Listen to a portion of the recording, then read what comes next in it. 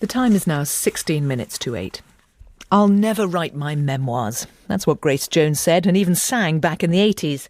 But that is now the title of her autobiography, a book that, just like Grace Jones, is occasionally shocking and entirely open about drugs, sex and parties. And it doesn't just cover the time when she was producing hits like Slave to the Rhythm and Pull Up to the Bumper. She also has a go at current famous female stars and talks about her traumatic childhood in Jamaica. When I went to meet her, she told me about leaving Jamaica as a teenager and escaping the violence of her grandmother's second husband. I just kind of saw him to be sadistic, To say you're going to get a beating and you haven't done anything yet when you're on your way to school, and you spend the whole time walking back there knowing you're going to get a beating. It was pretty scary. So then you go to live with your parents in New York. I changed my name to Grace Mendoza, and I wore long wigs. So my parents actually didn't know where I was for almost, for a while, a few months. Then one day I just turned up on the motorcycle. Why were you running away from them? My dad was the pastor of the church upstate. So there was still quite having to be the example. We had to set the example for the whole church, basically, as kids. My mom was a lot more lenient.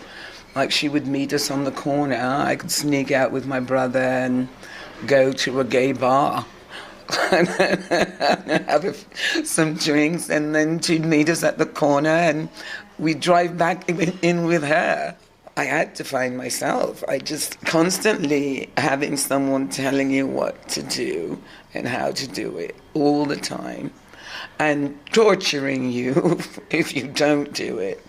But is that why Grace Jones in her late 60s will stand on stage in a sort of thong and body paint? Well, I think I like my body. I'm basically a nudist. I am a nudist. I feel good in my skin. I'm used to it. Hold up to the moment, baby. Drive it in between. You became a cultural icon of the 80s. I mean, absolutely, whether it was through the music or the images, the striking images and the strong sounds. Well, those also, a lot of people were very upset about a lot of those images in New York. Feminist groups attacked me. So it's like, the fact that I've survived it probably is why I'm, quote unquote, a cultural icon. I hate those words, actually. They're so overused. Well, they are overused.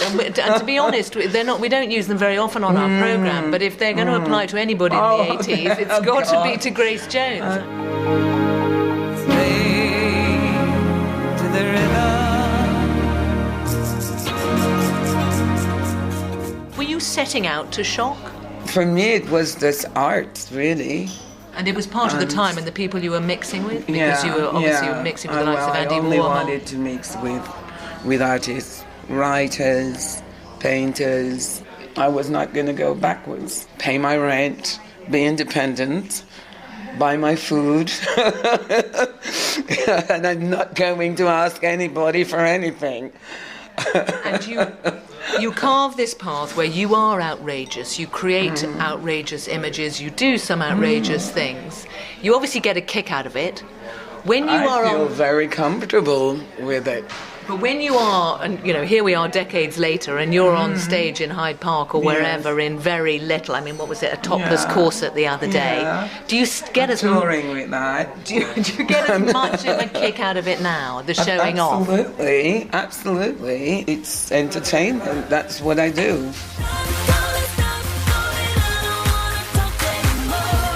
Why did you decide to say no to Lady Gaga when she asked to perform with you? I say no a lot. Were you not tempted? No. There are an awful lot of people who would love to see that. I know, but no. For me, a collaboration has to start again like planting a seed. You see if your chemistry works together, and then you have an exchange of ideas. So if someone just comes and says, work with me, my initial thing is to say, no, it doesn't work like that for me. I have to be not just like what you do, I have to be inspired by what you do.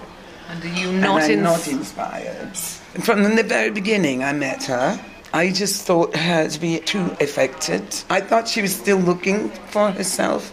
You said that or similar things about a whole raft of people. Rihanna, Miley Cyrus, they're all middle of the stream, they've got no long-term vision. Because everything's being done for them.